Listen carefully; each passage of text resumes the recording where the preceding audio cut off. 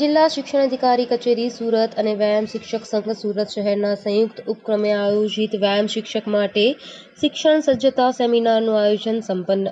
કાર્યક્રમની શુભ શરૂઆત ભારતીય સંસ્કૃતિની પ્રણાલી મુજબ ગજેરા વિદ્યાભવન ઉત્તરાયણની બાળાઓ અને શિક્ષક મિત્રો દ્વારા રજૂ કરવામાં આવી હતી. ત્યારબાદ આમંત્રિત મહેમાનોના વરદ હસ્તે દીપ પ્રાગટ્ય કરવામાં આવ્યું હતું. યોગ, પ્રાણાયામ, ઓમકાર મેડિટેશન બાબતની વિસ્તૃત સમજ પરેશભાઈ ભટ્ટે આપી હતી. ફિસ્બી રમતના નિયમોની સમજ નિલેશભાઈ દ્વારા આપવામાં આવી હતી. હેન્ડબોલ રમત વિશેના નિયમોની માહિતી લીનાબેન કાનાણી દ્વારા આપવામાં આવી હતી. ધ્વજવંદન વિધિની વિસ્તૃત સમજ મોહમ્મદ ઇકબાલ શેખ દ્વારા આપવામાં આવી હતી. હોકી રમત વિશેની વિસ્તૃત માહિતી પરાગભાઈ દ્વારા આપવામાં આવી હતી.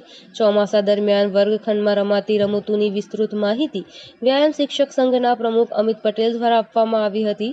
પ્રસંગને અનુરૂપ પ્રાસંગિક ઉદ્બોધન ભગીરથસિંહ પરમારને રજૂ કરતા જણાવ્યું કે શિસ્તનો શાળામાં વ્યાયામ શિક્ષકો જ શીખવી શકે છે. ત્યારબાદ ગજેરા ભવનના ટ્રસ્ટી ચિનુભાઈ ગજરાએ વ્યાયામ શિક્ષકો બાળકોના સર્વાંગી વિકાસમાં મહત્વની ભૂમિકા ભજવે છે.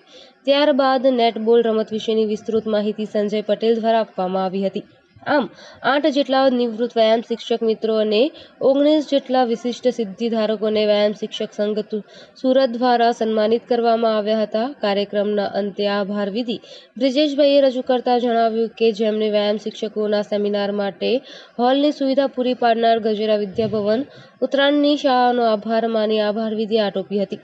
વ્યાયામ શિક્ષક શિક્ષણ સજ્જતા સેમિનારને સફળ બનાવવા માટે સંઘના પ્રમુખ અમિત પટેલ, ઉપપ્રમુખ બ્રિજેશભાઈ સાથે સંઘના તમામ હોદ્દેદાર મિત્રોનું ખૂબ જ યોગદાન રહ્યું હતું. Bureau report Hemal Patel, Bilimora.